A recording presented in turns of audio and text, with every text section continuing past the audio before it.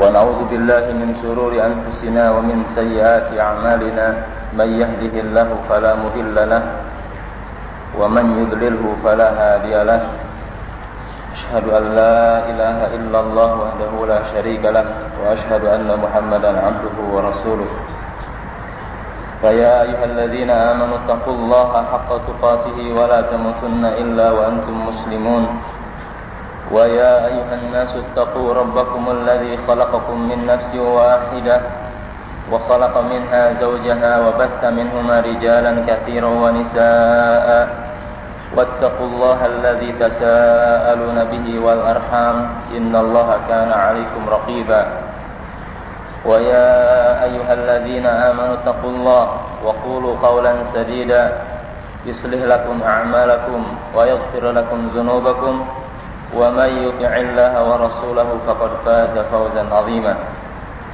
أما بعد. Jamaah sekalian, apa yang akan kita kaji pada hari ini sebagaimana yang dimaklumkan berkaitan dengan hadis-hadis di dalam Sahihul Bukhari yang berkalian dengan wahyu. Walaupun perlu diberikan catatan bahwa tidak semua hadis yang ada dalam kitab Badil Wahyi ditulis di dalam atau disalin kembali gitu ya, dalam fotokopian yang dibagikan. Di dalam fotokopian yang dibagikan ini hanya ada 3 hadis saja. Jadi tidak semua. Oleh karenanya mungkin nanti ada satu hadis yang merupakan awal dari hadis di dalam Sahihul Bukhari yang akan kita bacakan. Tetapi hadis itu sudah maklum insyaallah, cuma mungkin kita nanti bahas sedikit tentang fawaidnya aja, pelajaran dari hadisnya tersebut. Berikutnya adalah walaupun sebahagian mungkin ada pengulangan dari ikhwah yang pernah belajar tentang Sahihul Bukhari, majelis-majelis yang ada atau mungkin pernah membaca juga tentang Sahihul Bukhari, tidak salah kalau kita mulai sedikit ya dari pengenalan kita terhadap kitab Sahihul Bukhari ini. Tentunya yang pertama berkaitan dengan nama kitab. Nama kitab di kita Sahihul Bukhari itu namanya Sahihul Bukhari saja. Padahal nama lengkapnya tidak seperti itu. Nama lengkap kitab beliau itu bukan Sahihul Bukhari, tetapi adalah Al-Jami'u As-Sahihu Al-Musnad Al-Mukhtasar min hadithi Rasulullah sallallahu alaihi wasallam wa sunanihi wa ayyamihi. Itu nama kitabnya. Pendek ya. Jadi nama kitabnya itu Al-Jami'us Sahihu Al-Musnad Al-Mukhtasar min hadithi Rasulullah sallallahu alaihi wasallam wa sunanihi wa ayyamihi. Tapi umumnya orang kita tidak mau panjang-panjang. Sahihul Bukhari saja. Nama yang baik pun di kita mah jadi jelek. Abdurrahman jadi Maman. Padahal sudah baik Abdurrahman. Baik. Itu nama kitabnya. Ya. Kemudian Al-Imam Bukhari menulis kitab sahihnya ini, dikatakan oleh beliau sendiri tidak kurang dari 16 tahun. Tidak kurang dari 16 tahun beliau menulis kitabnya ini. 16 tahun bukan waktu yang sebentar saya rasa. 16 tahun waktu yang begitu panjang yang dilakukan oleh Imam Bukhari untuk menyusun kitab yang sangat dikenal. Kemudian tentang masalah ujian terhadap Sahihul Bukhari ini, para ulama mengatakan bahwa Sahihul Bukhari adalah as-sahhul kitab ba'da kitabillah. Sahih Bukhari ini adalah kitab yang paling sahih setelah Al-Quran. La yujadu tahta adimis sama kitabun asah ba'da kitabillahi ta'ala min sahihil Imam Al-Bukhari. Tidak ada satu kitab di muka bumi ini, di kolong langit ini yang paling sahih setelah Al-Quran, setelah Sahihul Bukhari. Para ulama yang dikatakan sebagai ahlul hadis, di antaranya Al-Imam Ahmad, Yahya bin Ma'in, mereka sangat memuji sekali tentang Sahihul Bukhari ini. Sehingga ketika Imam Bukhari selesai, lalu kitab yang telah beliau tulis ini diberikan gitu, diperlihatkan kepada Al-Imam Ahmad dan Yahya ibnu Ma'in. Kata mereka, hanya 4 hadis saja yang dianggap sebagai hadis yang tidak sahih. Walaupun kata Al-Hafidz Ibnu Hajar, hatta yang 4 ini pun setelah diteliti ternyata al-haq ma'al Imam Al-Bukhari, bahwa yang benar sebagaimana pendapat Imam Bukhari, yakni hadisnya adalah sahih. Keunggulan Sahihul Bukhari ini bisa kita lihat dari namanya, dari nama kitab tadi. Namanya adalah Al-Jami'. Pertama Al-Jami'. Al-Jami' itu adalah alladzi yajma'u abwabad-din wa masailahu wa furu'ahu. Disebut kitab Jami' adalah karena kitab ini menghimpun bab-bab din, bab-bab agama, masalah-masalah agama, dan furu' agama. Jadi semua yang terkait dengan din, Al-Imam Bukhari telah menuliskan hadis-hadisnya di dalam kitab ini, sehingga disebut dengan Al-Jami'. Jadi yang menghimpun. Adapun yang sahih, karena Imam Bukhari mensyaratkan bahwa hadis yang beliau masukkan dalam kitabnya hanya yang sahih. Hanya yang sahih. Ya, definisi sahih itu apa? Mattasala sanaduhu, atau yang diringkas marawahu adlun tamu tabti muttasilis sanad ghairu mu'allal wala syadz. Jadi disebut hadis sahih itu adalah apa? Yang diriwayatkan oleh orang yang adil, yang bersambung sanadnya, sempurna hafalannya, tidak ada ilat dan tidak syadz, ya, tidak ada ilat dan tidak syadz. Ini disebut hadis sahih. Jadi sering kita mungkin mendengar ini hadisnya sahih, ini hadisnya sahih. Apa sih definisi hadis sahih itu? Ini suaranya kedengaran nggak? Cukup ikhwan? Suaranya cukup? Nah,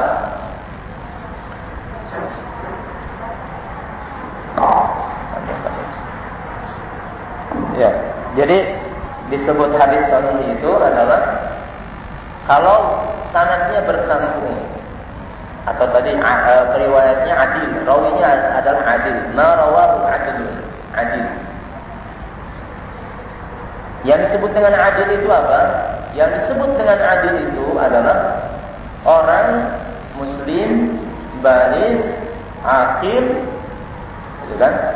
Orang yang muslim, orang yang baligh, orang yang aqil, ya berakal, maksudnya tidak gila. Kemudian apa? Tersifati dengan sifat-sifat takwa. Lalu menjauhi perkara-perkara yang dianggap celak menurut adat kebiasaan manusia. Disebut muslim, artinya kalau orang kafir meriwayatkan hadis tidak diterima. Orang kafir meriwayatkan hadis tidak diterima. Baik Muslim sudah baligh, anak kecil juga belum diterima. Jadi Muslim baligh misalnya akil tapi gila juga tidak diterima. Ya, sempurna Muslim baligh akil, tapi Muslim baligh akil banyak ya di antaranya kita semua. Tetapi tersifati terkumpul di dalam orang itu sifat-sifat takwa belum tentu. Kemudian khawarij muru'ah, dia lepas dari perkara-perkara, bebas selamat dari perkara-perkara yang dianggap cacat menurut adat kebiasaan akhlak. Misalnya saja kalau di kita, ya, terkadang secara hukum boleh, tapi dari prinsip adat muru'ah itu tidak baik. Misalnya di kita, kalau kita makan di pinggir jalan, ya, makan di warteg atau apa macam itu, atau makan cendol di pinggir jalan, boleh? Tentunya boleh. Tapi antum satu waktu melihat ustaz kiai lagi makan cendol di pinggir jalan, sebenarnya tidak melanggar hukum, tidak. Cuma dari sisi namanya norma gitu, muru'ah ini tidak pantas. Ada satu cerita sampai ada seseorang tidak diterima hadisnya hanya karena dia punya kuda, kemudian ketika ngasih makan dengan rumputnya, si rumput ini dikasihkan kuda, ketika mau dimakan diambil, kasihkan lagi, ketika makan diambil lagi begitu. Nah, akhlak yang semacam ini menjadi cacat sehingga orang itu tidak diterima riwayatnya. Kalau saja sama hewan mempermainkan, seperti itu. Dalam derajat yang sangat teliti sampai hal seperti itu. Oleh karenanya, saya tidak pantas, atau barangkali kebanyakan dari kita mungkin susah untuk masuk ke dalam tahapan muru'ah menurut ahlul hadis. Susah. Muru'ah menurut ahlul hadis ini banyak sekali di antara yang disepakati oleh mereka.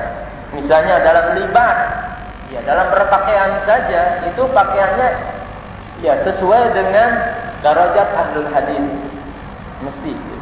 Ya mungkin kalau kita jauh dari hadar, dari muru'ahnya saja sudah agak susah, agak sulit. Ya. Jadi itu yang disebut dengan adil. Marawahu adlun.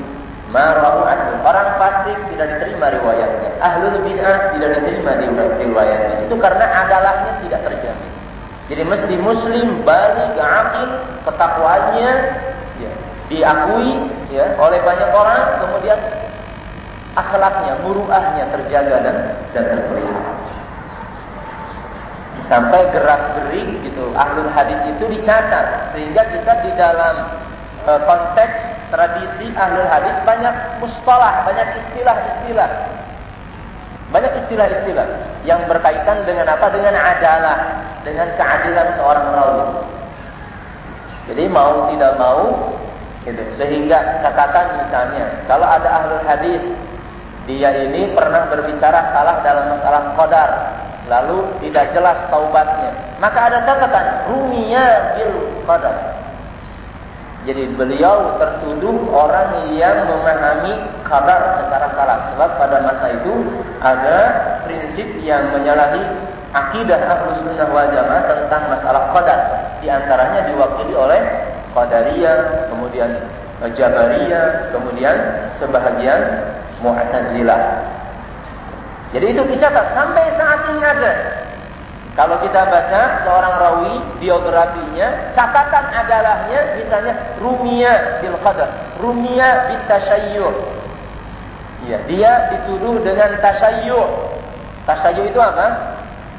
Hah? Zaman dahulu kalau seseorang disebut tasyayyu' itu lebih secara pendapat beliau lebih melihat bahwa Ali lebih berhak. Ali bin Abi Thalib lebih berhak untuk menjadi khalifah daripada Abu Bakar. Hanya sekedar itu disebut dengan tasyayyu'. Bukan Syiah. Beda Syiah dengan tasyayyu'.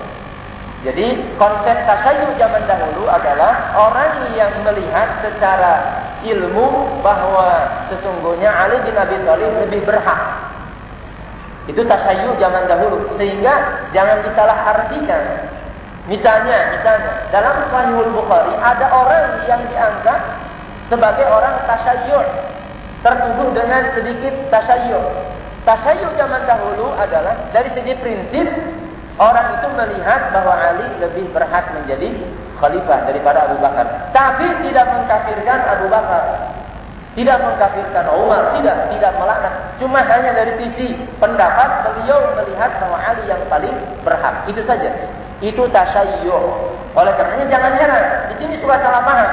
Katanya bahwa rawi Imam Bukhari, periwayat dalam Sahih Bukhari, itu banyak orang Syiahnya. Bukan, salah besar. Syiah dengan tasyayyu' harus dibedakan secara prinsip. Oleh karenanya istilah-istilah yang digunakan oleh para ulama zaman dahulu harus dipahami istilah ini sebagaimana yang dimaksudkan oleh mereka di masa itu. Jelas ikhwan? Harus dipahami istilah ini menurut yang dimaksudkan oleh ulama di masa itu. Harus dipahami seperti itu.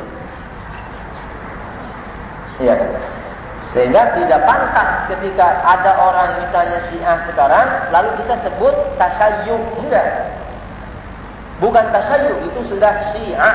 Tasyayyu' itu prinsipnya tadi, hanya secara ilmu dia melihat Ali yang berhak menjadi khalifah. Itu saja. Prinsip yang lain sama. Nah, baik, marawahu adlun. Jadi adil itu seperti itu. Mesti ada sifat adil seperti itu dulu. Yang kedua, marawahan adlun. Ya, muttasilus, sempurna hafalannya. Hafalan ini ada dua. Ada hafalan yang disebut dengan dhabtu sadrin, ada dhabtu kitabin. Hafal di dada, hafal di buku. Ada dua. Jadi ulama zaman dahulu, ya, hafalannya itu dikategorikan dalam dua hal. Pertama, dhabtu sadrin. Dhabtu sadrin itu apa? Ukurannya adalah kalau seseorang itu menjadi ahli hadis dan digelari sebagai tamu dhabti, kapan saja, di mana saja dia ditanya hadis langsung. Maaf, saya pakai bahasa Sunda yang lebih pas, norolan. Norolan itu apa? Lancar sekali. Jadi tidak perlu buka lagi, tidak perlu, langsung ditanya di mana saja, kapan saja, itu langsung dia bisa menjawab. Itu namanya dhabtu sadri. Dan dia tidak pernah menjadikan buku sebagai landasan utama, tidak pernah. Belajar tanpa buku, begitu. Belajar tanpa buku. Sekedar gambaran, Anda ingin membacakan. Di dalam salah satu riwayat dikatakan, qala Hashim bin Ismail, kana al-Bukhari yakhtalifu ma'ana ila masyayikh al-Basrah wa huwa gunamun, fala yaktub hatta ata ala dhalika ayyam, qalunnahu ba'da 16 yawman. فقال قد أكثرتم علي فاعرضوا علي ما كتبتم فأخرجناه فزاد على 15,000 حديث فقرأها كلها عن ظهر قلب حتى جعلنا نحكم كتبنا من حفظه. Ada yang bisa paham maksudnya? Jadi kata Hashim bin Ismail menceritakan di dalam satu majlis, kata beliau, di dalam satu majlis pernah Imam Bukhari duduk di salah seorang gurunya di Basrah. Basrah itu sekarang di Irak, ya. Dan beliau masih muda belia. Semenjak datang di majlis Syekh di Basrah ini tidak pernah nulis, Layak tuh. Nah, kemudian setelah lewat beberapa hari, semua peserta nyela. Karena semuanya pada nulis. Hanya Imam Bukhari yang tidak menulis. Dan terhitung sudah 16 hari belajar, tidak pernah satu hari pun Imam Bukhari menulis. Dan semua orang-orang di majelis itu mencelanya. Nah, di hari ke-16 kata Imam Bukhari, Anda semua mencela saya.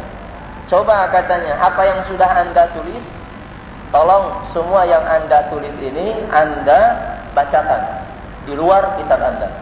Tidak ada yang mampu. Lalu Imam Bukhari dari hari pertama sampai hari terakhir membaca semuanya, dihafal. Akhirnya para peserta yang lain memperhatikan dari buku dan mengoreksi masing-masing dari hafalannya Al-Imam Bukhari. Jumlah hadis selama 15 hari yang diajarkan 16.000 hadis. Semuanya dihafal dengan sanadnya. Berarti satu hari 1.100 hadis. Allahu Akbar. Atau 1.000 lebih. Subhanallah. Bagaimana bisa begini? Ini bukan cerita fiksi, ya. Power Ranger yang bisa terbang anak-anak, bukan. Ini hakiki. Begitulah para ulama zaman dahulu. As-salafus salih. As-salafus salih. Al-Imam Zuhri hafal Al-Quran fi 8 layal, hanya 8 malam saja. 8 hari hafal Al-Quran. Hafal Al-Qurannya cuma 8 malam saja. Hafal Al-Quran. Imam Zuhri, kibar tabi'in yang wafat pada tahun 125 Hijriah. Imam Az-Zuhri. Enggak. Ya. Jadi dhabtu sadrin, hafal di dada, betul-betul hafal di dada, bukan di luar kepala. Kita hafal di luar kepala, memang enggak ada yang bisa sedikit pun. Gitu. Tapi hafal itu di dalam kepala, dalam dada, semua. Jadi jangan heran kalau zaman dahulu ciri orang pinter tidak nulis, itu cirinya. Tapi jangan diikuti. Karena mungkin kita belum mampu. Sudah tidak nulis, sudah tidak menghafal, tidak nulis, ya tambah.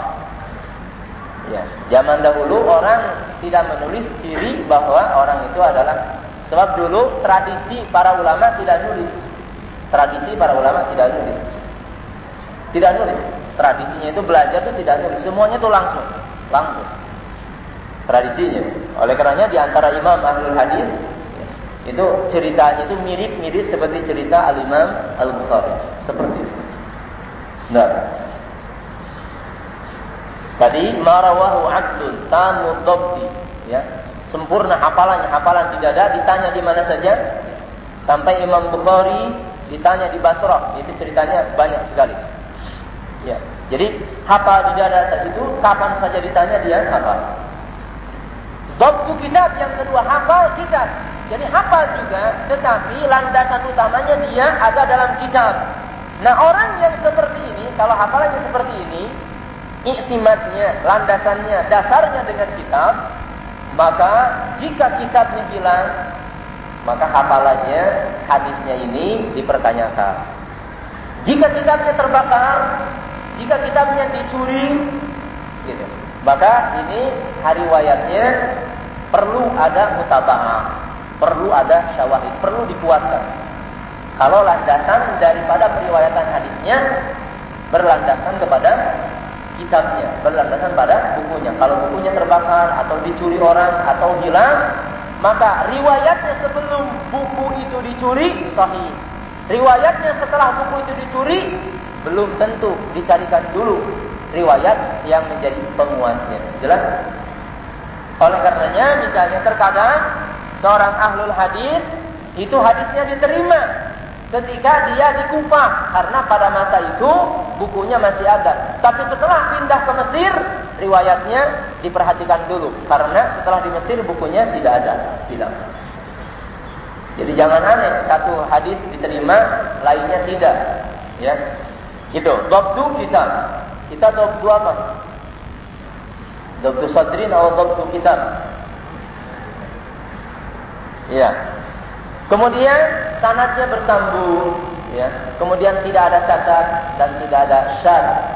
Ya, ini mustalah-mustalah yang mungkin anak tidak akan bahas. Itu hanya sekedar menggambarkan sebahagian syarat Sahih Bukhari itu seperti itu. Imam Bukhari itu mencari orang dalam setiap hadis itu seperti itu. Adilnya, hafalannya, bersambung sanadnya, gitu. Tidak cacatnya, tidak syadnya, mesti seperti itu. Setiap hadis beliau periksa. Itulah kenapa disebut Al-Jami' As-Sahih. Kemudian Al-Musnad. Musnad itu yang bersambung secara sanad, tidak terputus. Al-Mukhtasar. Al-Mukhtasar itu ringkasan. Karena Imam Bukhari tidak mengklaim semua Sahih Bukhari sudah beliau tulis di dalam kitab Sahihnya ini. Tidak. Beliau tidak mengklaim. Masih banyak hadis-hadis yang sahih menurut pengakuan Imam Bukhari juga yang tidak beliau masukkan di dalam kitabnya, hanya karena beliau melihat bahwa secara syarat dan kriteria yang beliau inginkan tidak masuk. Mungkin menurut imam hadis yang lain sudah masuk dalam kategori hadis yang sahih, tapi menurut beliau tidak termasuk. Jadi kata beliau masih banyak hadis sahih yang lain yang tidak saya masukkan ke dalam kitab ini. Kenapa alasannya? Karena beliau melihat dengan sanad yang saya dapat itu lebih kuat. Maka buat apa saya mengambil sanad yang lain yang kedudukannya lebih rendah? Bukan artinya Imam Bukhari tidak tahu ada hadis yang demikian. Baik, itu tentang kitabnya, ya, itu tentang kitabnya. Adapun tentang Imam Bukhari sendiri, nama Imam Bukhari bukan Bukhari sebenarnya. Bukhari itu hanya nisbah kepada tempat di mana beliau dilahirkan. Sekarang Bukhara ini sudah masuk wilayah Samarkand, ya, Asia Tengah, Asia Tengah. Jadi Imam Bukhari itu bukan orang Arab, bukan. Banyak ahlul hadis bukan orang Arab. Imam Muslim, Imam Nasa'i, bukan orang Arab aslinya. Nama Imam Bukhari siapa? Muhammad bin Ismail bin Ibrahim. Muhammad bin Ismail, gampang ngapalinnya. Muhammad, kemudian ingat saja Nabi Ismail, ingat saja Nabi Ibrahim, dan ingat Nabi Muhammad. Di Muhammad bin Ismail bin Ibrahim bin Mughirah bin Bardisbah Al-Ju'fi atau Al-Ji'fi, kemudian Al-Bukhari Al-Yamani. Itu namanya. Jadi kalau disebut nama antum itu, kita itu harus menyebut nama minimal sampai kakek. Siapa namanya? Itu minimal harus nyebut nama bapak sampai kakek. Iya. Bapak sampai kakek itu nama seperti itu. Minimal. Jangan disebut nama hanya nama kita saja. Kita lahir bukan sendiri. Ada yang melahirkan. Jadi sunnah menyebut nama itu ditambah minimal sampai kakek. Muhammad bin Ismail bin Ibrahim bin Mughirah bin Bardisbah Al-Ju'fi Al-Bukhari Al-Yamani. Beliau lahir pada tahun 194 Hijriah dan wafat pada tahun 256 Hijriah. Jadi usianya berapa tahun? 194, wafat 256, 56 tambah 6, begitu? 62 ya? Nah.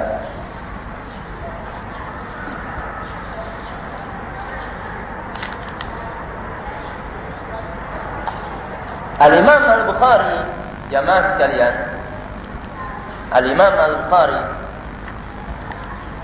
sudah hafal Al-Quran sebelum usia 9 tahun. Sebelum usia 9 tahun, beliau sudah hafal Al-Quran. Kemudian Al-Imam Al-Bukhari berangkat dari mana? Berangkat dari Samarkand itu dalam usia 10 tahun. Dalam riwayat yang lain berangkat 12 tahun. Dalam usia 12 tahun. Perjalanannya tidak kurang, ya untuk ukuran waktu itu sekitar 6 bulan. Sekitar 6 bulan, tidak kurang. Dari Samarkand menuju Mekah. Jadi Imam Bukhari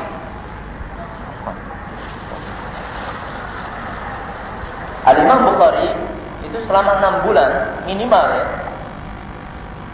rihlah berangkat mencari ilmu al-hadis. Jadi subhanallah, barangkali kalau kita melihat tentang sunnah para ulama zaman dahulu tentang ar-rihlatu fi talabil hadis. Rihlah itu apa? Bukan rihlah kayak orang kita, bukan. Kita merihlah untuk apa? Ya, istilah rihlah kita piknik. Zaman dahulu nggak dikenal rihlah artinya piknik, nggak ada. Rihlah zaman dahulu pertama bawa roti, rotinya itu keras. Karena sengaja dibuat roti keras. Untuk makannya perlu roti itu direndam selama 2 jam. Sudah lunak baru dimakan. Gitu. Begitu caranya. Jadi rihlah. Yang dibawa buku-buku, peralatan, kitab-kitab semua. Dana. Sehingga Imam Bukhari itu diwarisi atau mendapatkan warisan ayahandanya, karena ayahandanya itu seorang ahli hadis dan mendapatkan harta yang cukup, maka warisannya ini dijadikan bekal oleh Imam Bukhari. Ini juga menjadi satu pelajaran kepada kita. Memang untuk mencari ilmu harus punya modal. Gitu. Modalnya itu beli kitab, ya. Memang harus seperti itu. Tapi kalaupun tidak punya modal, harus berusaha. Sebab tidak semua ahlul hadis mencari ilmu banyak modalnya. Apalagi kalau kita membaca kisahnya ahlul as-suffah, para sahabat Rasulullah SAW yang fakir, yang miskin, tapi mereka ini, para sahabat ini sengaja mengkhususkan diri ingin belajar. Jadi tidak kemana-mana, cuma kebetulan mereka itu fuqara dan masakin. Di antaranya adalah Abu Hurairah radhiyallahu anhu. Di antaranya Abu Hurairah radhiyallahu anhu. Ya. Jadi berangkat Imam Bukhari dengan segala bekalnya, ditemani ibunya. Masya Allah. Ditemani ibunya dan kakaknya. Berangkat ke Mekah untuk belajar ilmu hadis sambil melaksanakan ibadah haji. Lalu Imam Bukhari berpindah-pindah. Setelah dari Mekah, beliau kemana? Ke Madinah. Lalu ke Basrah. Basrah itu Irak. Ya, mungkin bahasa saya sekarang lah. Ke Mekah, ke Madinah, ke Syria, ke Irak, ke Mesir. Itu bayangkan. Sekarang mungkin kalau presiden gitu ya, lawatan kita nggak heran, nggak ada. Hari ini ada di mana, besok ada di mana, nggak ada. Tapi Imam Bukhari, ahlul hadis zaman dulu as-salafus salih, berangkat dari Mekah ke Madinah, dari Madinah ke mana? Ke Irak, dari Irak ke Syria, dari Syria ke Mesir mencari ilmu. Karena di tempat-tempat itulah pada zaman dahulu kumpulnya ahlul ilmi, ahlul hadis. Seperti ar-rihlatu fi talabi al-hadis. Ar-rihlatu fi talabi al-hadis. Ini akan membuahkan banyak hal, ikhwah sekalian. Ketika orang merasakan rihlah fi talabil hadis, maka orang akan merasa bahwa al-ilmu yu'khadhu bil masyaqqati, bahwa ilmu didapatkan dengan cara yang tidak enteng, tidak ringan, tidak mudah untuk mendapatkan ilmu. Kalau memang ilmu itu adalah benar. Nah, kemudian Al-Imam Bukhari menceritakan kepada kita, "Ma katabtu fi kitabi as-sahih haditsan illa basatu qabla dhalika wa sallaitu rak'atain." Tidak pernah katanya aku menuliskan satu hadis dalam kitabku ini kecuali aku mandi dulu kemudian sholat 2 rakaat, istikharah, meminta kepada Allah. Setelah beliau melakukan penelitian secara manusia, hadis ini sahih menurut kriteria sahih. Lalu setelah itu beliau mandi, lalu sholat istikharah 2 rakaat, baru menuliskan hadisnya. Jika merasa tentram, menuliskan hadisnya. Allahu Akbar. 16 tahun seperti itu. 16 tahun seperti itu. Nah, kemudian Abu Ali Al-Qahtani meriwayatkan, kata Imam Bukhari, kharrajtus sahih min 600,000 haditsin. Saya memilihkan untuk kitab saya ini dari 600.000 hadis. Berapa? 600.000 hadis. Saya pilihkan untuk kitab saya ini dari 600.000 hadis. Semuanya min hifdzihi, dari hafalan. Nah,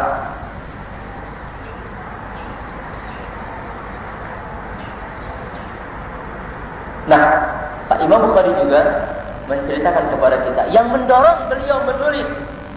Kata beliau, saya duduk di guru saya, namanya Ishaq bin Ibrahim Al-Hamdali, yang dikenal oleh kita dengan Ishaq ibn Rahawih atau Rahwiyah. Ada 2 bacaan, Ishaq bin Rahawih atau Ishaq ibn Rahwiyah. Kata Imam Bukhari menceritakan bahwa gurunya ini Ishaq bin Ibrahim Al-Hamdali mengatakan, "Lau jama'tum kitaban mukhtasaran li sahih sunnati Rasulullah sallallahu alaihi wasallam." Kata gurunya, seandainya ada salah seorang di antara kalian menghimpun hadis yang sahih. Menghimpun hadis yang sahih. Kata Imam Bukhari, ucapan guru saya ini betul-betul membekas di hati saya. Fa waqa'a dzalika fi qalbi. Betul-betul membekas. Fa akhadtu fi jam'il jami' sahih. Maka mulailah dari sejak itu saya menghimpun hadis sahih dan mulai mengerjakan tentang kitab penyusunan kitab sahih beliau itu. Begitu kata Imam Bukhari. Artinya apa, ikhwan sekalian? Ada pelajaran yang penting di sini. Terkadang kita belajar hadir di beberapa majelis, di sini, di sana, semua gitu. Majelis ilmu kita datangi semua. Terkadang dari sekian majelis yang kita hadiri, terkadang dari sekian hari yang kita lalui, terkadang dari sekian jam yang kita lewatkan, mungkin dari setiap hari itu, dari setiap majelis itu, tidak setiap majelis ada pelajaran yang mengena di hati kita, mungkin. Tetapi ada yang bisa menggantikan dari setahun ini, satu majelis betul-betul bisa menggantikan yang setahun itu. Pernah merasakan seperti itu? Mungkin kita hadir berapa majelis, tapi ketika hadir di satu majelis, disitulah kita mendapatkan sesuatu yang sangat mulia dan agung sekali. Artinya ini buah dari thalabul ilmi. Jangan pernah merasa bosan untuk hadir dalam thalabul ilmi. Mungkin hari ini kita tidak ngerti, tapi besok belum tentu. Itu maksudnya. Jadi thalabul ilmi ini, ustadznya monoton ini. Udah nggak hadir lagi sekali, udah. Ustadz ini begini. Jadi akhirnya tidak, semuanya putus. Tidak boleh. Terus cari. Seperti kata Imam Bukhari duduk di Ishaq bin Ibrahim Al-Hamdali berapa lama? Tetapi kapan beliau menulis? Setelah ada kata-kata dari Ishaq bin Ibrahim yang tadi. Seandainya ada salah seorang di antara kalian yang menghimpun sahih, hadis sahih. Kata Imam Bukhari, demikian mengena perkataan siapa? Ishaq bin Ibrahim dalam hati saya. Mungkin dari sekian majlis yang kita hadiri, belum pernah kita tergerak untuk membeli Riyadhus Shalihin walaupun uang kita banyak. Tapi satu waktu kita tergerak untuk membeli kitab Riyadhus Shalihin. Kalau Anda mengatakan, mungkin ikhwah di sini, Anda enggak mengatakan wajib secara syar'i, tapi harus kita semua memiliki minimal Riyadhus Shalihin, minimal. Insyaallah sudah berapa banyak? Insyaallah. Ya, Riyadhus Shalihin minimal. Kalau bisa Sahihul Bukhari. Ya, yang aslinya. Bukan ringkasannya atau terjemahannya. Tapi kalau tidak bisa, apa yang kita bisa itu harus dilakukan. Nah barangkali itu hanya sekedar sedikit ya, tidak semua barangkali yang saya baca tentang prolog atau barangkali kalau pantas disebut muqaddimah, hanya muqaddimah yang sederhana saja. Kita mulai, ikhwah sekalian. Kita mulai. Bismillahirrahmanirrahim.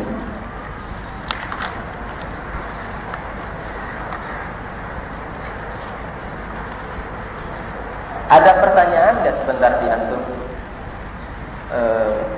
Hadis ini, gitu. Hadis Rasulullah Sallallahu Alaihi Wasallam ini ditulis di masa Nabi atau di masa siapa? Pernah ada pertanyaan seperti itu? Atau tidak usah ditanyakan? Ya? Ya? Kalau zaman Nabi nggak ditulis. Dihafal saja. Kan Quran dihafal juga. Iya, baik. Nggak apa-apa kalau mengambil sedikit. Bagaimana hadis ini bisa tertulis? Ya, nggak apa-apa dijelaskan sedikit. Mudah-mudahan tidak mengambil waktu banyak. Diringkas saja. Begini. Di zaman Nabi Sallallahu Alaihi Wasallam, Al-Quran itu ditulis dan Rasulullah mempunyai sekretaris dalam bahasa kita, Kutab al-Wahyi, para sekretaris penulis wahyu. Rasulullah Sallallahu Alaihi Wasallam mempunyai para penulis Kutab al-Wahyi. Ya.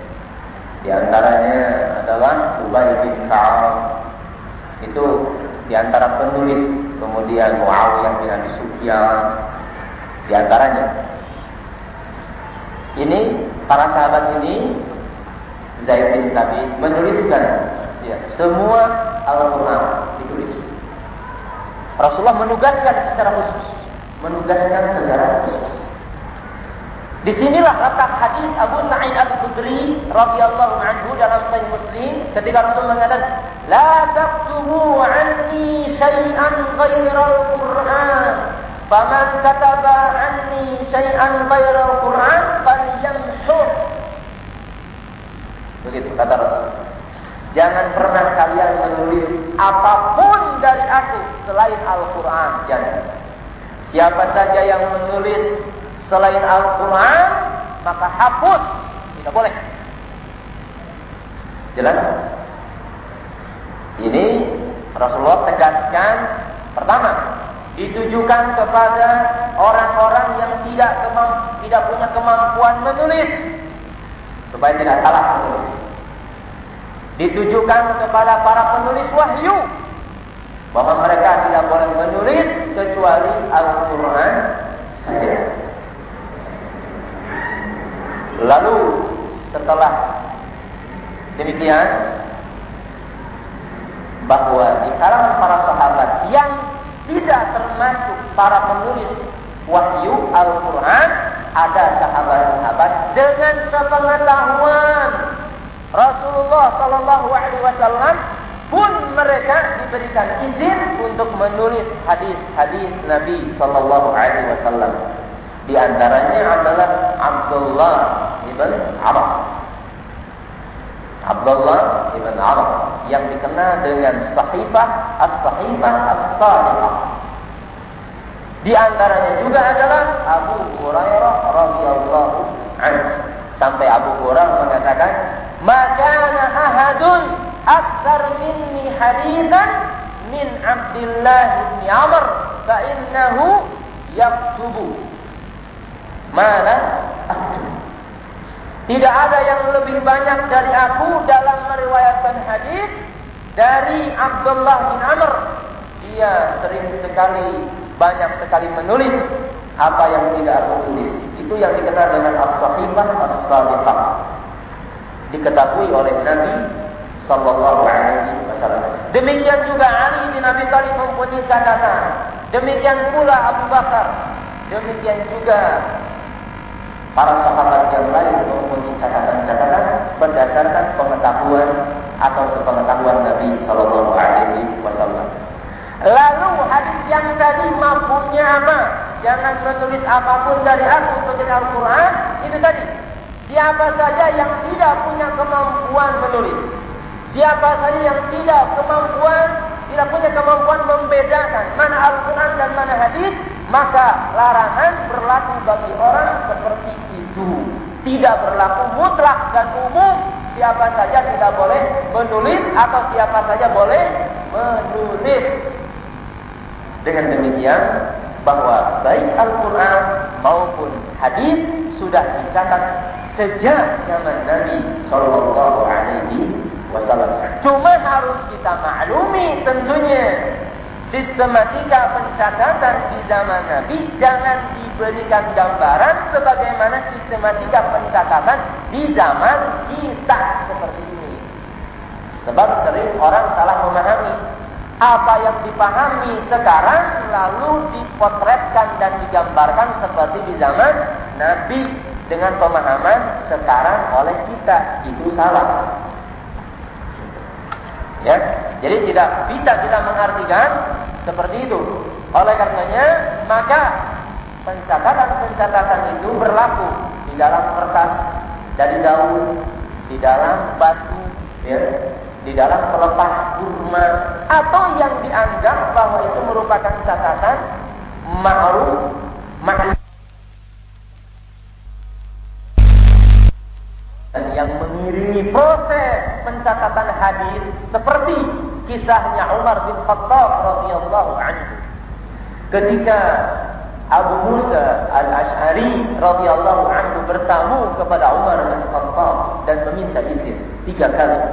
Umar tidak menjawab salamnya Abu Musa. Kemudian Abu Musa pulang.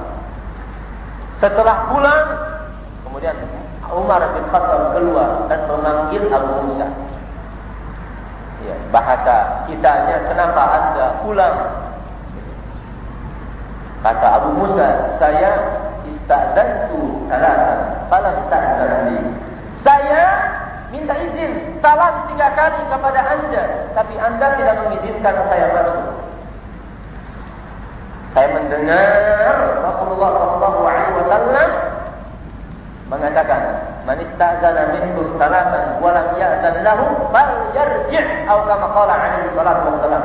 Siapa yang minta izin masuk ke rumah orang lain, salam 3 kali tidak diizinkan, boleh kita tidak menerima tamu?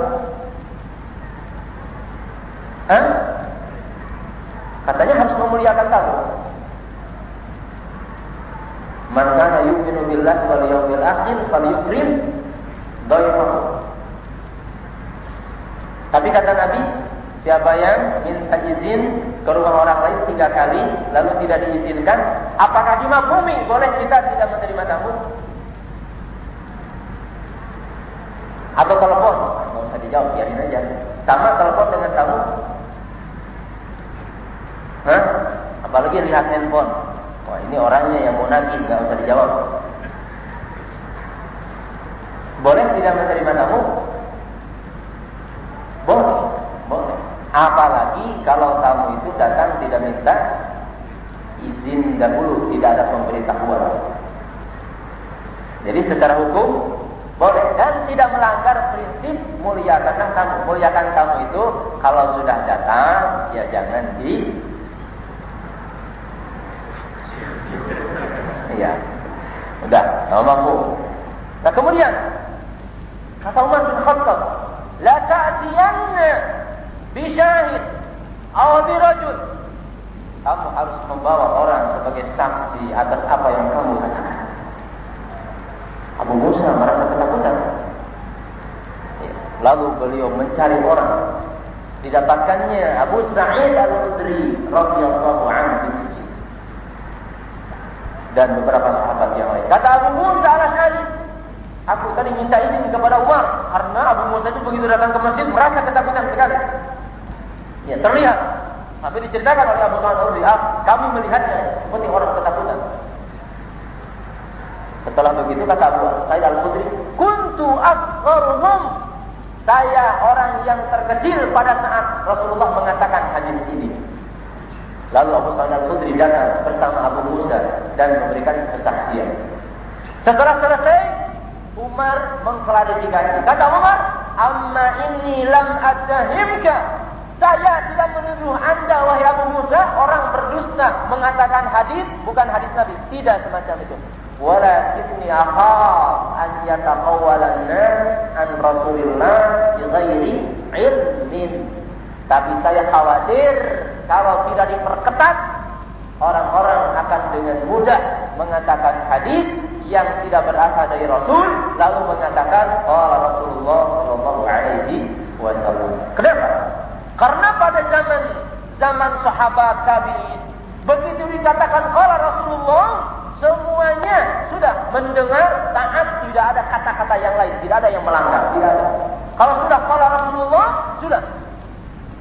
Untuk itu maka ini dimanfaatkan oleh ahlul ahwa, orang-orang yang hawa, yang mutil, yang sesat, untuk mengapa? Mengkampanyekan atau supaya laku gitu ya, mempropagandakan pendapat-pendapat yang sesat.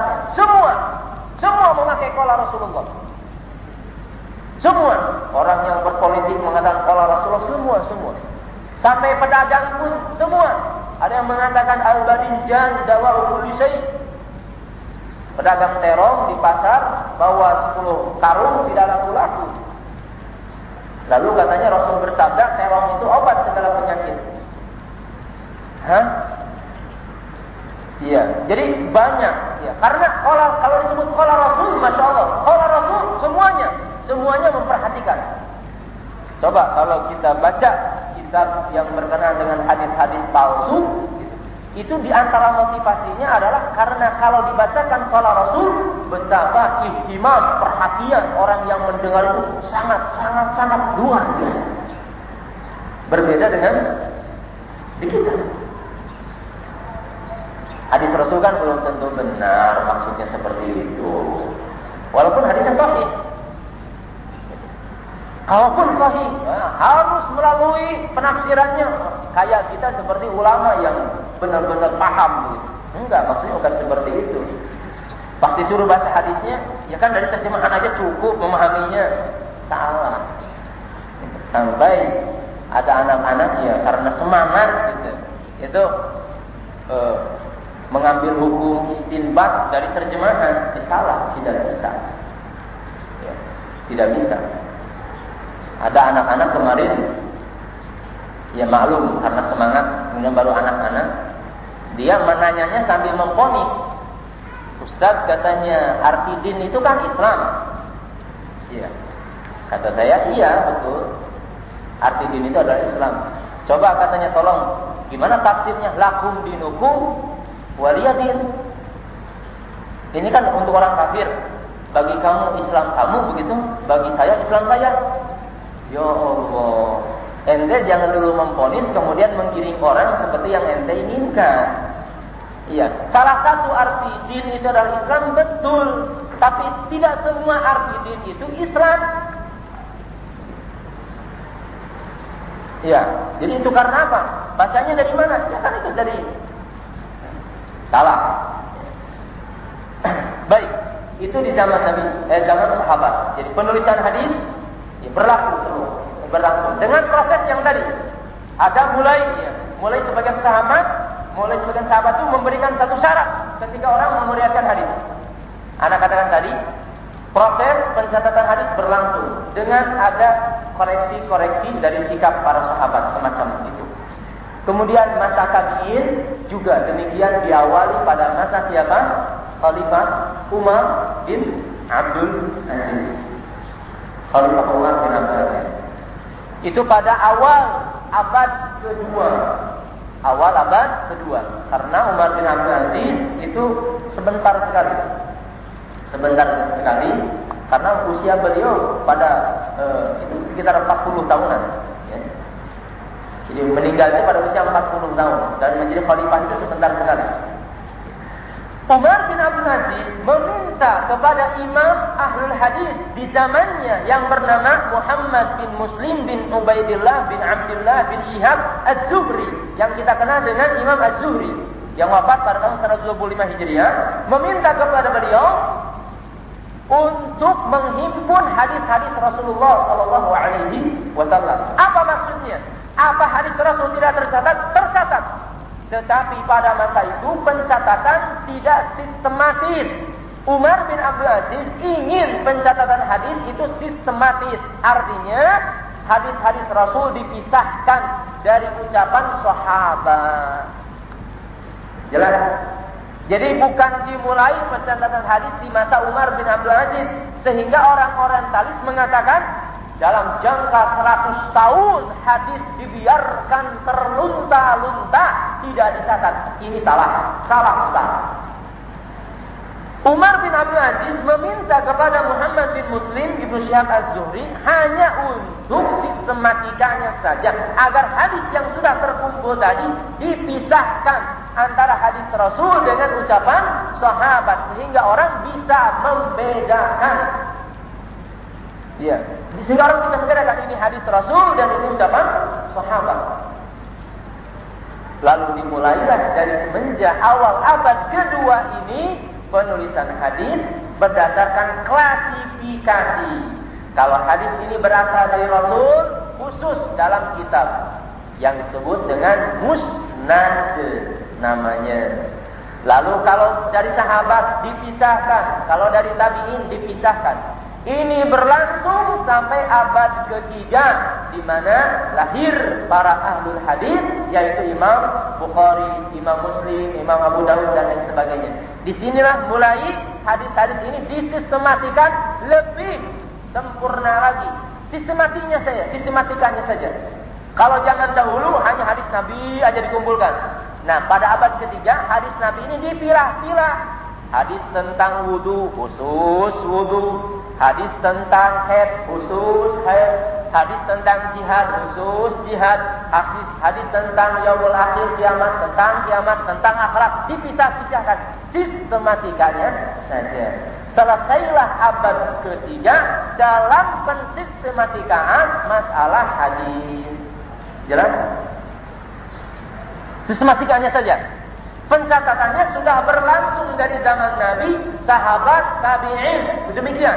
Tapi sistematikanya sempurna sampai abad ketiga dengan para ulama hadis, Imam Bukhari, Imam Muslim dan lain sebagainya. Sejak itulah kita tidak usah lagi nyari hadis lewat mulut, tapi cukup mengambil dari kitab yang sudah disusun oleh para ahlul hadis. Jelas? Seperti itu. Jadi salah orang-orang orientalis mengatakan dalam waktu 100 tahun hadis Nabi tidak tercatat. Salah besar. Yang tidak ada atau belum sempurna hanya dari sistematika penulisannya saja. Adapun pencatatan sudah berlangsung dari masa Nabi Sallallahu Alaihi Wasallam. Baik, kita langsung sekarang Bismillahirrahmanirrahim. Diawali dengan Bismillahirrahmanirrahim. Demikian juga Imam Bukhari menulis dalam kitabnya Bismillahirrahmanirrahim. Artinya iktidaan, ya. Iktidaan itu apa? Mencontoh, ya, Al-Quran. Karena Al-Quran ditulis dengan awalnya Bismillahirrahmanirrahim. Juga beramal dengan hadis. Ya, hadisnya apa? Kullu amrin ribarin la yubda'u fihi bismillah fahuwa azdam atau aqta'. Setiap perkara yang tidak diawali dengan bismillah itu adalah putus atau hilang barokahnya. Hadis ini sahih, dhaif, nggak beramal, hadis dhaif. Dhaif juga hadisnya. Iya, hadis ini dhaif, tetapi dhaifnya munjabir, kata ahli hadis. Munjabir ini bisa kuat dengan hadis yang semakna dengan ini dari jalan yang lain, karena hadis tentang keutamaan basmalah banyak sekali, dan ini dimasukkan dalam kategori hadis hasan. Ya, hadis dhaif saling menguatkan lalu naik menjadi hadis hasan, bukan sahih tapi hasan. Di antaranya la salata liman la wudu'a wa la wudu'a liman lam yadhkur ismallahi alaihi. Tidak sah salat orang yang tidak berwudu dan tidak sempurna wudu orang yang tidak membaca basmalah di antaranya. Kemudian hadis tentang hadis Abdullah bin Mas'ud, hadis Abdullah bin Abbas, ya gulam, kul biyaminik, makanlah dengan tangan kanan, kemudian baca basmalah. Samillah. Baik, kitabu badil wahyi, kitab permulaan wahyu. Qala Imam Al-Bukhari rahimahullahu taala, berkata Imam Bukhari rahimahullahu taala. Perkataan imam zaman dahulu dipakai gelar untuk orang yang hafal hadis lebih dari 100.000 hadis. Itu imam namanya. Orang yang hafal 1000 hadis disebut hafiz. Jadi gelaran yang hafal 1000 hadis hafiz. Yang hafal 100.000 ke atas disebut imam. Istilah imam. Di kita imam besar Masjid Istiqlal. Itu zaman dahulu. Jadi imam itu istilah atau gelar, ya, imam. Imam lebih tinggi dari doktor. Iya, doktor bisa dibeli. Kalau imam nggak bisa dibeli. Harus diyakini dulu, hafal nggak? Kalau doktor bisa ikut ujian persamaan. Qala Imam Al-Bukhari rahimahullahu taala. Rahimahullahu taala itu doa untuk kita, doa kita untuk orang lain, rahimahullahu ta'ala, yang disingkat dalam bahasa kita dengan al-marhum atau Allahu yarham. Itu khusus bagi orang muslim, ya. Orang kafir tidak boleh almarhum. Banyak salah kaprah sekarang. Almarhum bagi orang mukmin, orang muslim. Baik. Saya bacakan dulu dari kitabnya dahulu, ya. Babu kaifa kana badul wahyi ila Rasulillah sallallahu alaihi wasallam.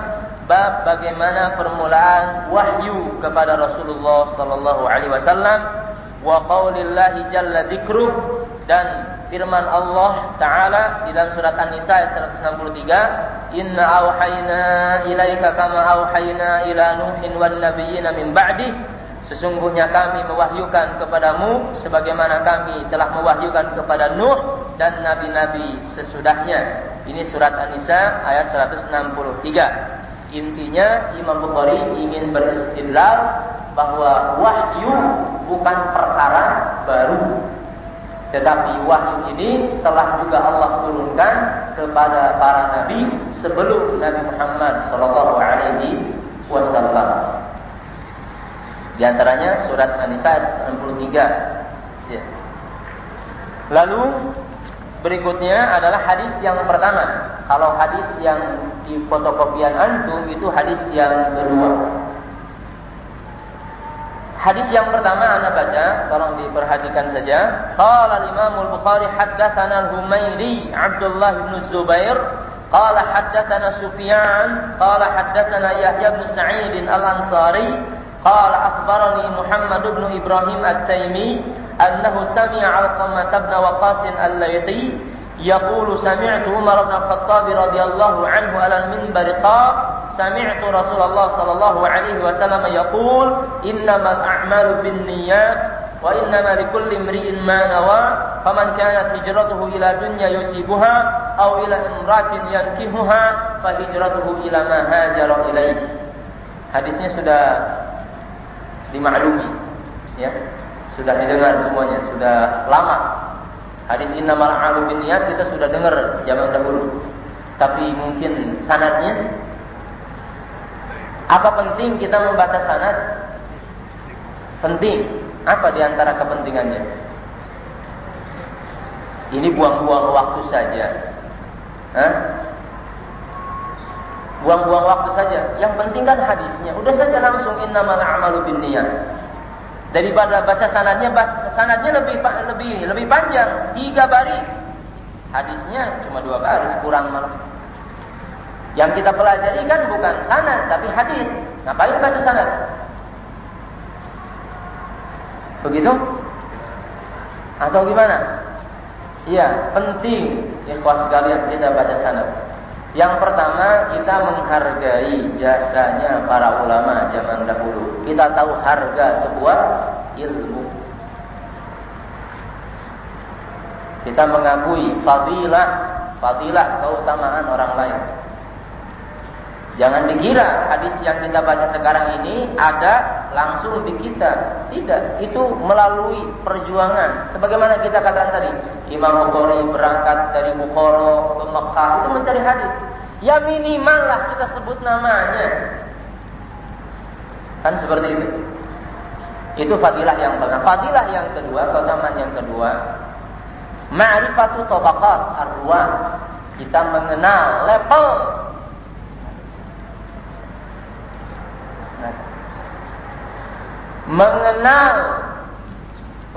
level para rawi, generasi rawi. Maksudnya apa? Maksudnya seperti ini. Dalam tradisi ilmu hadis itu ada tabaqat level ya, ada disebut dengan tabaqat sahabat, generasi sahabat. Level yang kedua tabi'in. Level yang ketiga tabi'un tabi'in. Seperti itu. Konsekuensi hukumnya berlaku ketika kita tahu tentang sahabat, ketika kita tahu tentang tabi'in, ketika kita tahu tentang tabi'un tabi'in.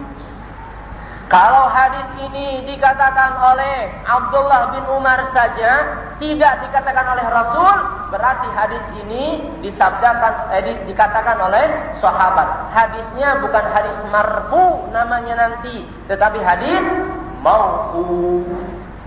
Kalau hadis ini nyampe di tabi'in saja, bukan dikatakan oleh Nabi, bukan dikatakan oleh sahabat, hadis ini disebut dengan hadis maqtu'.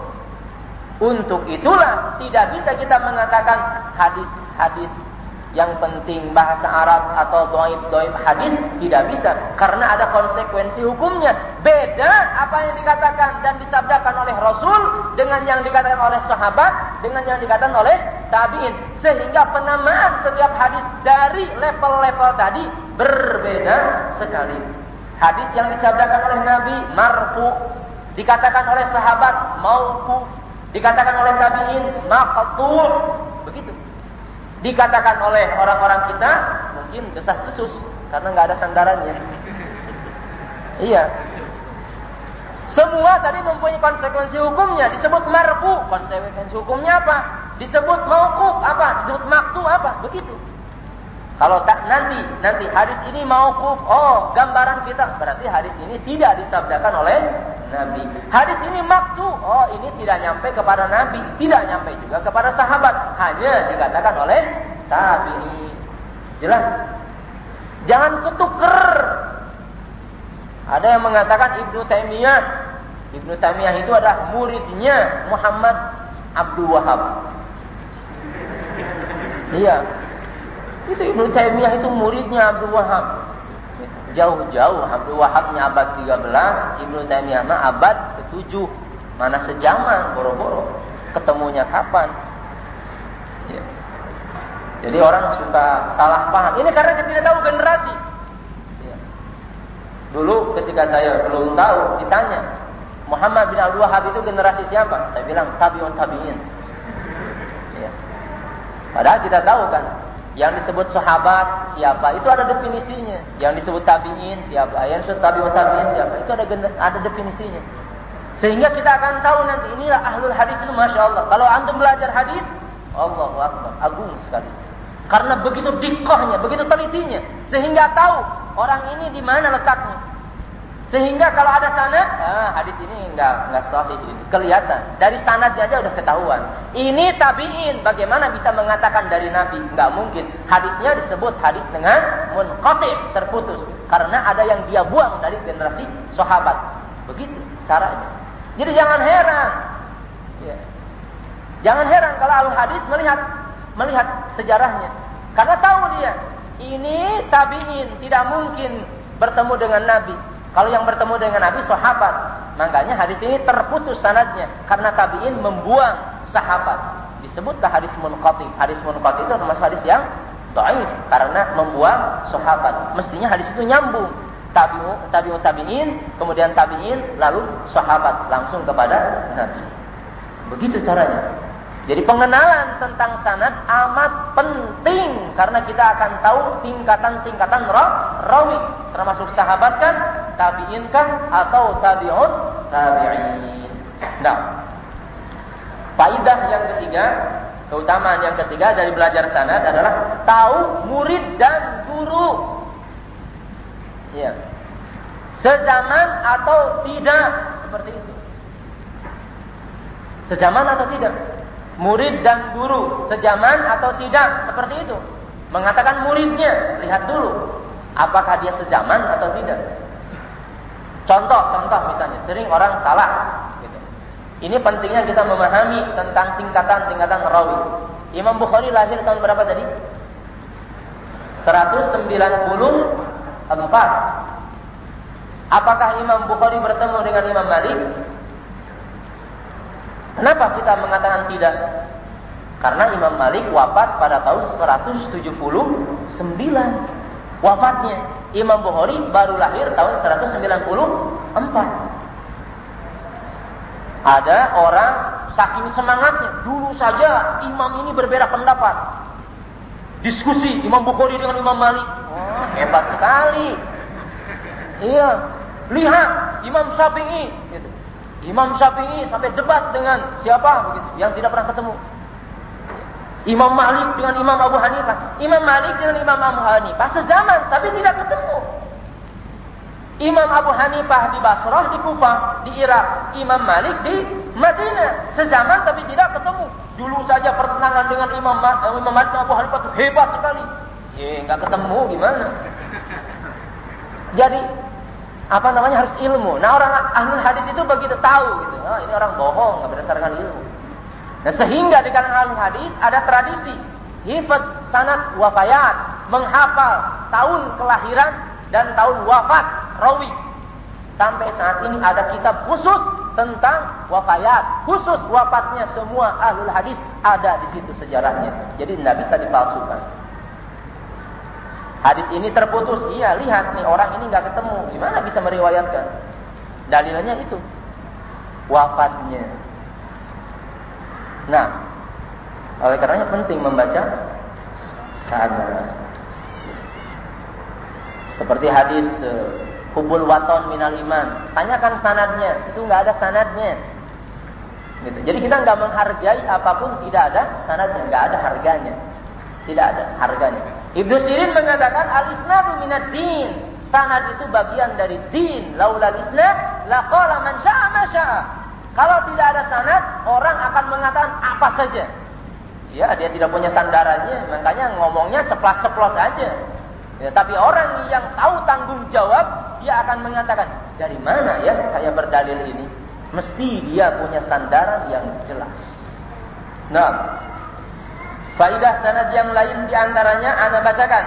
Alqamah bin Waqqas al-Laitsi berkata, aku mendengar Umar bin Khattab radhiyallahu anhu alal minbar, di atas minbar. Kalau kita membaca sanadnya, maka perkataan ini ada dalam hadis. Tapi kalau kita tidak membaca sanadnya, langsung hadisnya mengatakan qala Rasulullah sallallahu alaihi wasallam innamal a'malu binniyat. Padahal semua bagian hadis ada faidahnya, ada pelajarannya, dan ada konsekuensi hukumnya.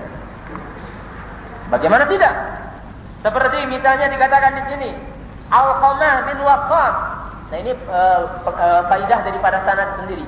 Alqamah dari generasi tabi'in ada dua Alqamah. Kalau Alqamah meriwayatkan dari Umar bin Khattab, itu namanya Alqamah bin Waqqas. Tapi kalau Alqamah meriwayatkan dari Abdullah bin Mas'ud, namanya Alqamah ibn Qais. Tidak bisa ditukar. Makanya ketika Alqamah Umar, oh ini Alqamah bin Waqqas. Alqamah an Abdullah bin Mas'ud, itu adalah Alqamah ibn Qais. Tidak bisa ditukar. Karena Alqamah bin Waqqas tidak meriwayatkan dari Abdullah bin Mas'ud. Alqamah bin Qais hanya meriwayatkan dari Abdullah bin Mas'ud. Seperti itu. Siapa yang bisa bedakan? Ahlul hadis. Kita nggak bisa. Begitu. Nah, seperti itu. Oleh karenanya Imam Bukhari, kalau Alqamah dari Abdullah tidak dilengkapi Abdullahnya bin Mas'ud, tidak. Karena semua orang ahli hadis sudah tahu kalau Alqamah dari Abdullah, Alqamahnya bin Qais, Abdullahnya ibn Mas'ud. Karena sahabat banyak namanya Abdullah. Ada Abdullah bin Abbas, Abdullah bin Umar, Abdullah bin Amr, banyak sekali. Nah, kita bisa memastikan Alqamah dari Abdullah dan Abdullah bin Mas'ud karena yang meriwayatkan Alqamah dan Alqamahnya Alqamah bin Qais. Begitu. Itu ahlul hadis. Makanya antum harus punya cita-cita dengan kita semua, anak-anak kita harus jadi ahlul hadis. Biarkan yang dokter mah sudah banyak yang nganggur, profesor sudah banyak, tapi ahlul hadis susah dicari. Kita ingin belajar hadis, misalnya di Indonesia, kemana kita pergi? Susah. Ahlul hadis dengan makna ahlul hadis yang hafal kutubus sittah, di kita susah.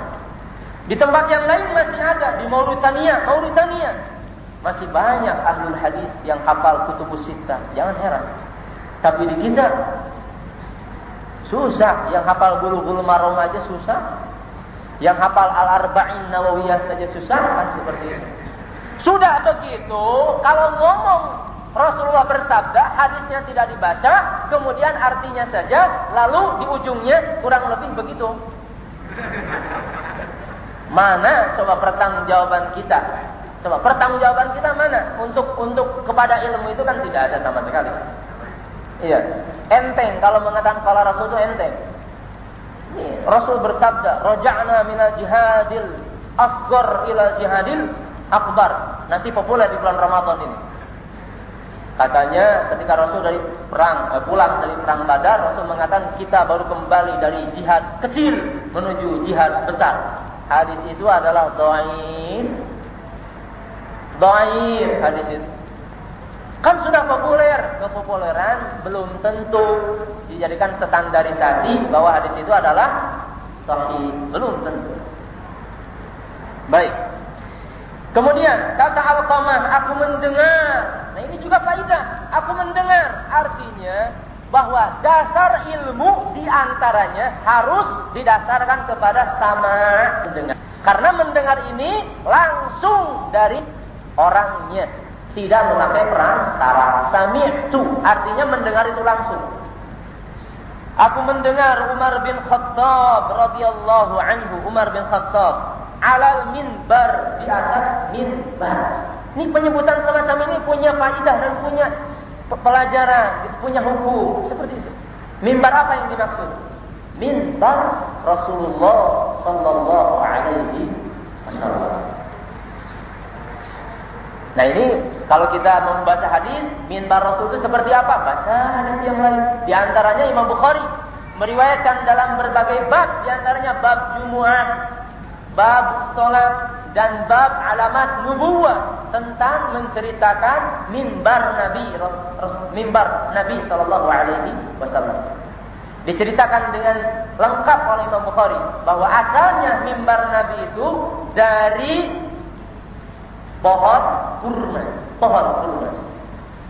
batang pohon kurma. Setelah itu kemudian ada sahabat yang menawarkan diri membuat mimbar Rasul. Lalu dibuatkanlah mimbar Rasul salasa darajat, tiga tangga. 1, 2, 3 tangga. Salah darajat. Nah, ketika sudah dibuatkan dan diletakkan di Masjid Rasul, maka Rasul pindah dari mimbar yang lama ya ke mimbar yang baru. Ketika Rasul naik di mimbar yang baru dan berkhutbah di atas mimbar yang baru, semua sahabat mendengar hanin al-mimbar. Semua sahabat mendengar apa? Rintihan. Ya, rintihan apa? Mimbar lama yang ditinggalkan oleh Rasul. Seperti anak kecil yang menangis. Dalam riwayat yang lain, seperti unta yang meringkik, anak unta yang meringkik, menangis. Apa mungkin mimbar menangis? Hadisnya dalam Sahihul Bukhari. Sampai Rasulullah turun dari mimbar yang baru, kemudian mendekat mimbar yang lama, mengelus-ngelus seperti mengelus-ngelusnya anak kecil, sampai mimbar itu terdiam. Bukan mungkin. Ya kita beriman. Pohon salam kepada Nabi. Batu salam kepada Nabi. Bulan dibelah oleh Nabi. Percaya? Bukan percaya lagi, iman dan tidak ragu sama sekali. Ya. Kata Al-Hafidz Ibnu Hajar mengomentari, kalau saja mimbar Jamadat, benda mati, punya rasa sedih ditinggalkan oleh Rasulullah SAW, apakah rasa yang dimiliki oleh benda mati tadi dalam merindukan Rasul tidakkah lebih pantas dimiliki oleh kita yang mengaku muslim dan mukmin? Rindunya melebihi kerinduan benda mati terhadap Rasulullah SAW. Mungkin belum pernah kita rindu kepada Nabi. Gimana mewujudkan rindunya? Rindunya mungkin sekarang hanya dalam batas-batas tertentu, di mana hadis ini dipopulerkan, tetapi rasanya sudah kehilangan makna. Kata orang-orang yang meminta sumbangan, ana wa kafilul yatimi hakadza fil jannah. Aku dan orang yang menanggung anak yatim di surga nanti seperti ini. Pas butuhnya lagi promosi saja, kalau sudah itu selesai. Jadi jangan sampai pada batasan-batasan seperti itu. Ya, kita harus membuat rindu dengan Rasul. Membuat rindu dengan Rasul dengan apa? Dengan membaca hadisnya, mempelajari hadis. Dari apa kita akan mengenal sabda Rasul? Ya, nasihat Rasul, bimbingan Rasul dari mana? Kalau bukan lewat hadis-hadis Rasulullah SAW. Oleh karenanya, maka kita harus memulai mempelajari hadis, membaca hadis. Majelis ilmu ini harus dimakmurkan dengan hadis. Nah, baik. Nah ini yang saya katakan tadi. Jangan kita mempunyai pemahaman bahasa yang ada sekarang dengan apa yang ada di zaman Nabi, sehingga konsep kita menjadi salah. Contohnya kalimat minbar. Orang zaman sekarang kalau ditanya minbar gimana? Nah, ini. Yang kita sebut minbar itu ini. Yang kita terjemahkan dengan podium. Ya. Padahal mimbar Rasul dijelaskan oleh sahabat 3 tingkat seperti itu. Kalau kurang percaya, baca dalam bab sholat. Ketika Rasul sholat di atas mimbar, mempraktekkan sholat di atas mimbar. Kalau mimbar yang seperti ini gimana naiknya? Dan gimana turunnya? Sedangkan Rasul mempraktekkan semua sholat di atas mimbar, kecuali sujudnya beliau turun. Raja'a al-qahqarah, turun untuk melakukan sujud. Allahu Akbar. Untuk itu maka ahsan, terbaik barangkali kita kalau membaca hadis itu adalah secara lengkap dengan sanadnya, karena terlalu banyak pelajaran dan kaitan dengan hadis yang sungguh sangat berarti sekali. Baik, Imam Bukhari menuliskan hadis ini di bab wahyu. Padahal hadisnya berkaitan dengan niat. Ada beberapa tafsiran dan komentar dari para ulama tentang kenapa babnya bab wahyu, tetapi hadis yang pertama justru hadis yang seolah tidak ada kaitannya dengan bab wahyu ini sendiri, yakni tentang niat. Ini dijawab oleh para ulama, ya, sebahagiannya ada yang dekat, sebahagiannya ada yang seolah dipaksakan. Tetapi Allah Ta'ala a'lam apa maksud Imam Bukhari menuliskan hadis ini. Namun kalau kita melihat kedudukan dan fadilah hadis niat, nampaknya sangat sesuai sekali kenapa hadis innamal a'malu binniyat dijadikan hadis yang pertama. Kata Imam Syafi'i rahimahullahu ta'ala, hadal hadis ini masuk fi 70 baban, masuk dalam 70 bab. Kata siapa? Abdurrahman ibn Mahdi mengatakan, "Lau sannaftu kitaban laja'atu hadzal hadis." Kalaulah saya menyusun satu kitab, pasti saya akan jadikan hadis ini menjadi bab yang pertama dari semua apa yang saya tulis. Nah, barangkali melihat tentang keutamaan hadis ini, maka Imam Bukhari memulai dengan hadis innamal a'malu binniyat wallahu taala a'lam, tentang apa maksud yang sebenarnya. Baik, pelajaran dari hadis yang pertama ini tidak apa-apa antum tulis. Yang pertama adalah idhamu amri an-niyati. Idhamu amri an-niyati. Agungnya perkara niat.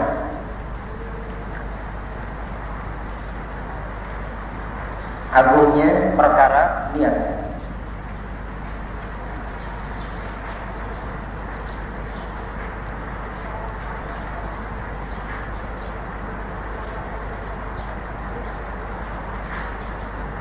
An-niyatu min amalil qalbi.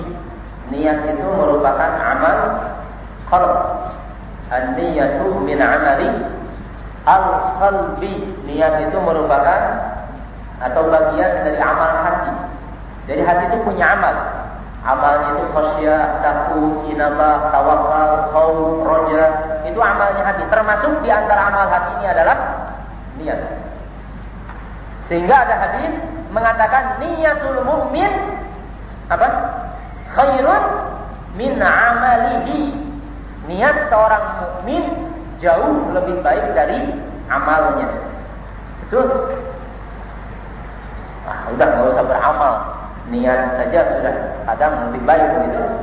Bukan itu maksudnya. Ahlul ilmi menafsirkan seperti ini. Terkadang kita beramal yang jawab. Misalnya contoh yang paling gampang, sholat malam, dawam kita sholat malam. Satu waktu misalnya kita kesiangan, tapi kita sudah niat, kita sudah azam. Maka dalam konteks ini hadis itu berlaku. Niyatul mu'min khairun min amalihi. Niat seorang mukmin lebih baik daripada amalnya, daripada tidur yang tadi. Daripada tidur yang kesiangan, niatnya untuk sholat itu sudah lebih bagus. Tapi asal tidak pernah amal sholat, tidak pernah witir, tidak pernah sholat malam, gitu. Niat terus hanya melandaskan kepada hadis ini, ya nggak betul gitu, nggak benar itu. Ya. Jadi niyatul mu'min khairun min amalihi, tafsirannya seperti tadi, wallahu taala a'lam. Nah, yang ketiga pelajarannya adalah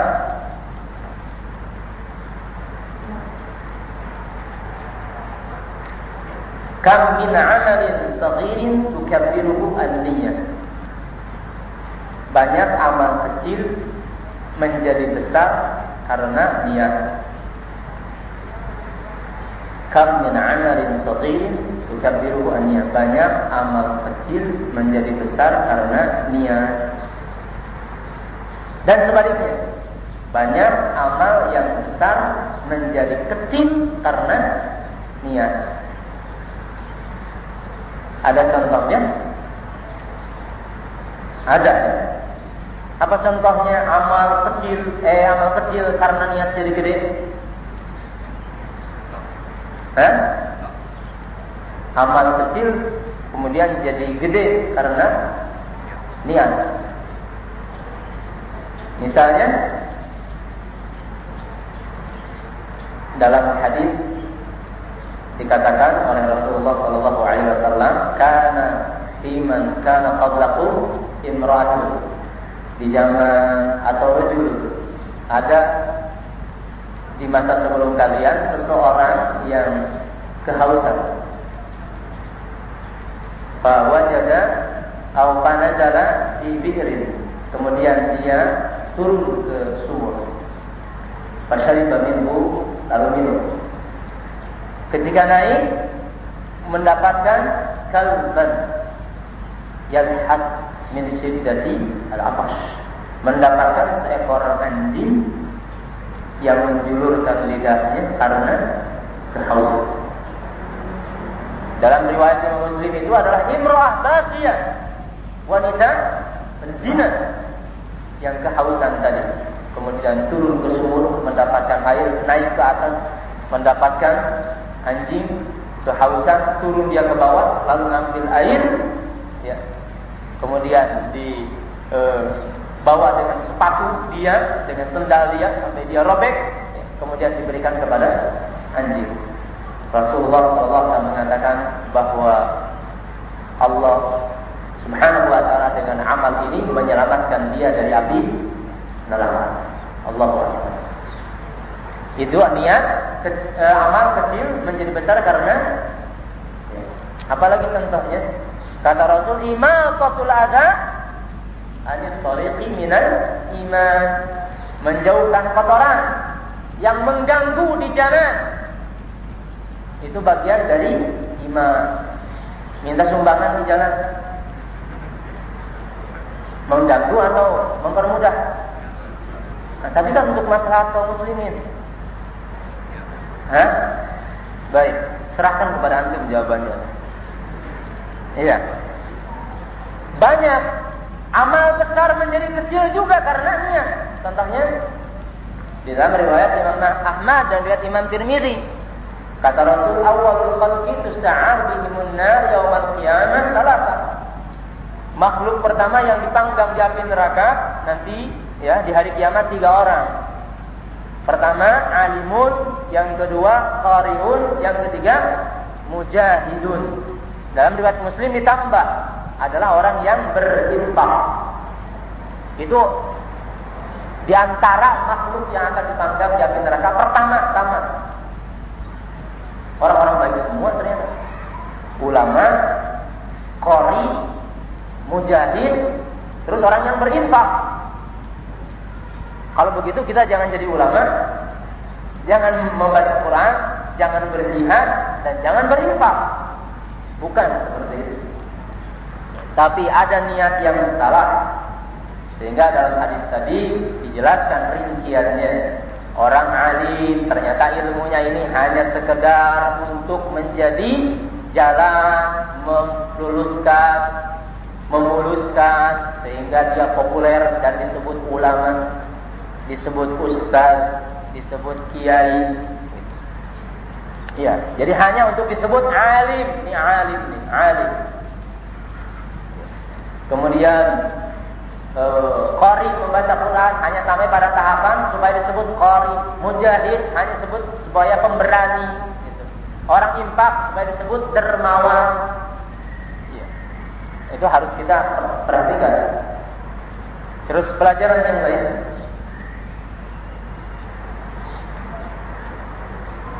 Al-ajru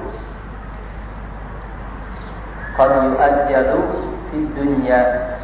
Pahala terkadang disegerakan di dunia. Pahala terkadang disegerakan di dunia. Dari mana diambilnya?